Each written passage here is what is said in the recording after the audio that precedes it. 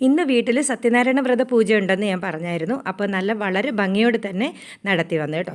നേരത്തെ പറയണമെന്നുണ്ടായിരുന്നു, പക്ഷേ ഇന്ന് രാവിലെയാണ് ഞാൻ പെട്ടെന്ന് ഓർത്തത് നിങ്ങളുടെ പേര് നാളൊക്കെ പറഞ്ഞ് അത് കുഞ്ഞുങ്ങളുടെ കേട്ടോ പറയാം എന്ന് പറഞ്ഞ് അങ്ങനെയാണ് ഞാൻ പെട്ടെന്ന് പോസ്റ്റ് ഇട്ടത്. സാധാരണ ഇവിടെ എന്ത് വിശേഷം ഉണ്ടെങ്കിലും ആദ്യമേ ഞങ്ങൾ സത്യനാരായണ വ്രത പൂജ നടത്തി വരാറുണ്ട്. അപ്പോൾ ഈ സത്യനാരായണ വ്രത പൂജയുടെ മാഹാത്മ്യത്തെ പറ്റി ഞാൻ പറയാം നാളത്തെ വീഡിയോയിൽ. പറ്റുമെങ്കിൽ നാളെ ലോങ് വീഡിയോ ഞാൻ ഇടുന്നതാണ്. ഞാൻ പോസ്റ്റ് ഇട്ടപ്പോഴത്തേക്ക് നിറയെ കുഞ്ഞുങ്ങളുടെയൊക്കെ പേരും നാളും ഒക്കെ പറഞ്ഞ് ഞാൻ എല്ലാം പറഞ്ഞ് ഭഗവാന്റെ അടുത്ത് പ്രാർത്ഥിച്ചിട്ടുണ്ട്. എനിക്ക് 1-2 മെസ്സേജ് കണ്ടപ്പോൾ ഭയങ്കര സങ്കടമായി കേട്ടോ. എനിക്ക് സത്യം പറഞ്ഞാൽ എൻ്റെ കണ്ണ് നിറഞ്ഞുപോയി.